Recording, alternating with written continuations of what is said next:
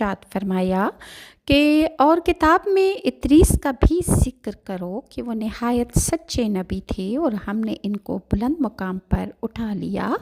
اللہ تعالیٰ نے ادریس علیہ السلام کی تعریف فرمائی اور نبوت و صدیقیت کے بلند مقام کے ساتھ ان کو متصف فرمایا اور انہی کو خنوخ کہا جاتا ہے۔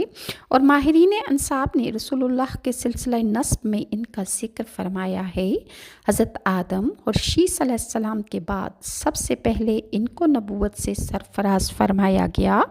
محمد بن اسحاق کہتے ہیں کہ سب سے پہلے آپ کی ذات بابرکت قلم سے لکھنے والی ہے، قلم آپ نے ایجاد کیا۔ آدم علیہ السلام کو 308 برس ان کو دیکھنے کا موقع ملا اور ایک جماعت کا خیال ہے کہ معاویہ بن حکم السلمی کی حدیث میں نبی کریم صلی اللہ علیہ وسلم نے انہی کی طرف اشارہ فرمایا ہے۔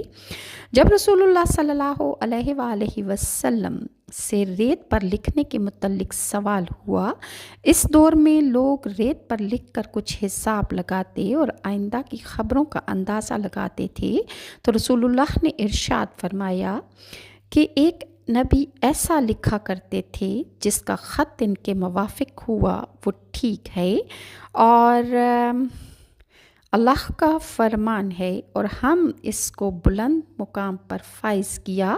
اسی طرح ہے جیسے صحیحین میں حدیث معراج میں ہے کہ جب نبی کریم صلی اللہ علیہ وآلہ وسلم معراج کے موقع پہ ان کے پاس سے گزرے تو وہ چوتھے آسمان پر تھے۔ حضرت ابن عباس نے حضرت کعب سے سوال کیا کہ حضرت ادریس علیہ السلام کے متعلق اللہ کا فرمان کا کیا مفہوم ہے؟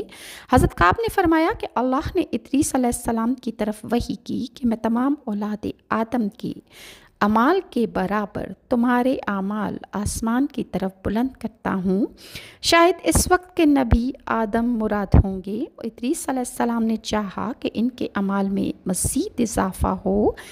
ان کے پاس فرشتوں میں سے ایک دوست فرشتہ آیا، انہوں نے اس سے کہا کہ اللہ تعالیٰ نے فلاں فلاں بات میری طرف وحی کی ہے، آپ ملک الموت سے میرے متعلق بات کر لیں تاکہ میری زندگی کے متعلق معلوم ہو اور میں مزید نیکیاں کر سکوں۔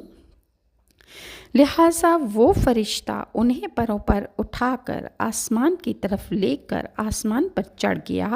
جب فرشتہ حضرت ادریس علیہ السلام کو اپنے پروں میں چھپا کر چوتھے آسمان تک پہنچا تو وہاں ملک الموت اسرائیل علیہ السلام کے فرشتے سے ملاقات ہوئی۔